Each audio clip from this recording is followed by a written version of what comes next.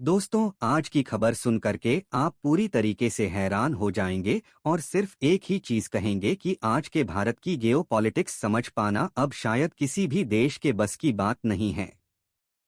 यदि आपको याद हो तो रिसेंटली भारत ने यूनाइटेड नेशंस में इजरायल के अगेंस्ट जाकर के वोटिंग की है, जिससे इजरायल को काफी ज्यादा बुरा लगा।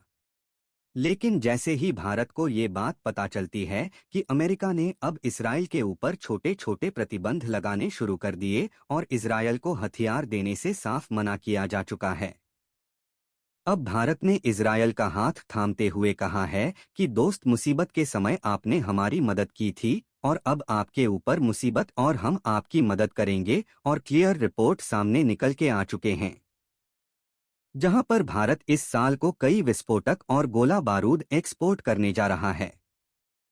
अब इस फैसले पर दुनिया की क्या प्रतिक्रिया आएगी? भारत इसके बारे में अभी नहीं सोच रहा। भारत अभी सिर्फ एक ही चीज सोच रहा है कि जिस देश ने मुसीबत के समय हमारी मदद की थी, हम उसकी मदद करने जा रहे हैं, और इसे आप साल 2024 में भारत के तरफ से लिया गया में सबसे बड़ा फैसला कह सकते हैं, क्योंकि ऑलरेडी इसराइल पर अमेरिका ने हथियारों का लगा दिया है। इसके बावजूद भी भारत अपने हथियार इजरायल को एक्सपोर्ट करने जा रहा है। यानी कि जियोपॉलिटिक्स में आपको कई बड़े चेंजेस देखने को मिलेंगे। पूरी रिपोर्ट क्या है, छोटा सा वीडियो में समझते हैं, लेकिन भारत की बढ़ रही जियोपॉलिटिक्स पावर के लिए इस वीडियो को छोटा सा लाइक और चैनल को सब्सक्राइब सर्वे कीजिएगा। दूसरे दिन इतिहास खोल करके देखा जाए तो कारगिल युद्ध के समय इजरायल ने भारत लेजर बम देकर के भारत की मदद की थी, जिनकी मदद से ही हमने पाकिस्तानी सैनिकों के कई ठिकानों को तबाह किया था। और कई रिपोर्ट्स तो यह भी दावा करती है कि इजरायल वो देश जिसने अपने फ्लैट यानी कि बेड़े में से जो हथियार थे वह भी भारत को सप्लाई कर दिए थे, और अगर उस समय इजरायल पर हमला होता तो इजरायल को इसकी शोरतज फेस करनी पड़ सकती थी। इसके बावजूद भी इजरायल ने भारत का साथ दिया, तो जो देश अपने मिलिट्री इक्विपमेंट से हमें एक्सपोर्ट कर सकता है, हम इस समय उसकी मदद क्यों ना करें। हैडिया के साथ भारत सरकार आगे बढ़ रही है। रिसेंटली आपको याद होगा कि रिपोर्ट सामने निकल के आती है कि अडानी डिफेंस की तरफ से तैयार किए गए किलर ड्रोन जैसे भारत और इजरायल ने मिलकर के भारत में तैयार किया है, इसे इजरायल एक्सपोर्ट किया गया है। लेकिन कुछ समय बाद अडानी डिफेंस इसका क्लियरेंस देती है कि यहां पर हमने सिर्फ कंपोनेंट्स को सपोर्ट किया था, कोई हथियार एक्सपोर्ट नहीं किया जिससे किसी भी सिविलियन के ऊपर इस्तेमाल किया जाए।